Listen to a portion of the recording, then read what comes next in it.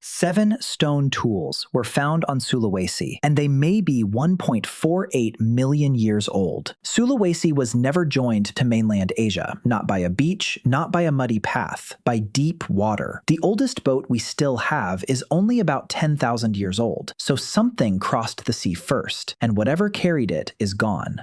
That gap should bother you, because archaeology usually gives you the hard thing. Stone survives, bone survives, wood rots, bark rots, vines rot. So the missing boat is not proof of no boat, it's proof that soft things lose. Your brain wants a clean story, a shore here, an island there. Someone builds a boat and goes. But the planet didn't hold still for you. During the Ice Age, water was trapped in ice sheets. Sea level fell by about 134 meters. That didn't make little bridges, it made whole countries appear. Places you call ocean today were grass, mud, rivers, and cold wind. Beringia was one of them. The modern Bering Strait is shallow enough to vanish. When the seas dropped, Siberia and Alaska touched. People didn't need a canoe there, they needed legs. Then the world warmed. The sea came back. Around 11,000 years ago, the Bering Path flooded. Your map now calls it a strait. Their feet would have called it home. Britain played the same trick. Doggerland once joined it to Europe. People hunted there. They camped there. Then rising seas cut it apart. A tsunami from Stordega hit a world already drowning. That is the first answer. Some ocean crossings were not voyages. They were walks across land you lost. And vanished land is only the beginning. The deeper you go, the stranger this gets, until you reach islands that never had a bridge at all. Southeast Asia is where the easy answer breaks. When seas were low, Sunda was exposed. Sumatra, Java, Borneo, and Bali were tied to Asia. To the south, Sahul joined Australia and New Guinea, but Sunda and Sahul never touched. Between them sat Wallacea. Deep channels stayed deep, even when the world was colder. Alfred Russel Wallace noticed the divide in the 1850s. Bali had Asian animals. Lambeck had a different world. Elephants and tigers could not cross that line. Humans did. Lower seas still helped. Islands came closer. Mountaintops became signs on the horizon. A trip that looks insane on your globe could become a chain of brutal, visible jumps. Models of the route to Sahul point north. One likely landing sat near present-day Misul Island. Still, someone had to leave shore. Someone had to trust water. At Majedbebe in northern Australia, people were there around 65,000 years ago. That date should hit you hard, because Australia could not be reached by walking. Not then, not ever. So for Australia, no boats is the wrong answer. The better answer is no boats survived. A bamboo raft can cross water. It cannot cross 65,000 years. Your body understands fragile tools. The useful thing breaks first. Stone just sits there, smug and sharp. But there is a darker possibility. Some crossings may not have been planned. Floods rip riverbanks loose. Storms tear trees into the sea. Tsunamis turn land into debris. And debris can travel farther than feels possible. After the 2011 Japan tsunami, living coastal species rode wreckage for years. Researchers counted 289 living Japanese marine species. Some debris crossed at least 7,000 kilometers. Barnacles can do that. Tiny crabs can do that. A terrified hominin might do it once. That is why Flores matters. Stone tools at Holocene are about 1.02 million years old. Flores was an island. Later, it held the small-bodied Homo floresiensis. That should make your neat family tree sweat. Luzon is worse. At Kalinga, stone tools sat with butchered rhinoceros bones. They date to about 709,000 years ago. Someone reached Luzon before modern humans were known there. Then, Sulawesi pushes the mystery back again. The Callio tools show careful flaking, but no bones have named the maker. Maybe Homo erectus, maybe a Flores relative, maybe someone we have not found yet. The sea took the vehicle, the island kept the tools. But accidental rafting has a limit. It can explain a freak arrival. It struggles to explain a people. Australia was not settled by one lucky castaway. A lone castaway dies. A population continues. One study tested random drift towards Sahul. The odds stayed below 5% unless 40 adults were washed away every 20 years. That is not a migration plan. That is a nightmare repeating on schedule. The same work found something else. If people could choose when to leave and push along at half a knot, not, the crossing became much more possible. Not easy, not safe, but human. Another model asked how many people Sahul needed. The answer was about 1,300 to 1,550 people, or repeated voyages with groups of at least 130 over 700 to 900 years. So stop picturing one heroic man on a log. Picture children, picture elders, picture people carrying food, tools, stories, and fear. This is where the story turns,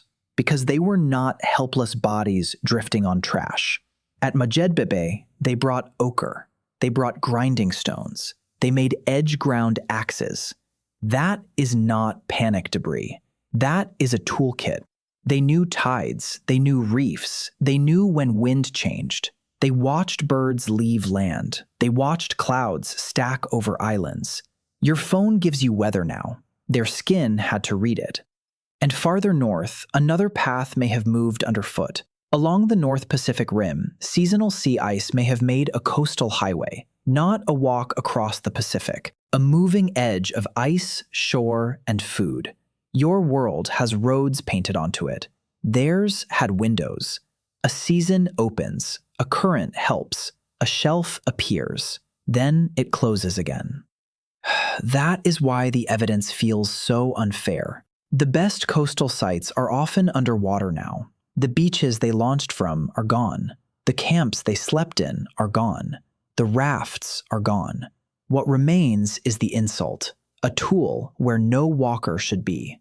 A butchered rhinoceros on Luzon, a toolkit in northern Australia, 7 flakes on Sulawesi. Each one says the same thing to you. The sea was never just a wall. Sometimes it was a dried plain. Sometimes it was a short jump. Sometimes it was a trap. And sometimes it was a road made of things that rot. For most of human existence, the coast kept moving. Your coast feels permanent because your life is short. Theirs was not. They crossed oceans without leaving boats behind because the ocean kept the boats and the islands kept the proof. Somewhere under today's water, the real shoreline is still waiting, not lost to them, lost to you.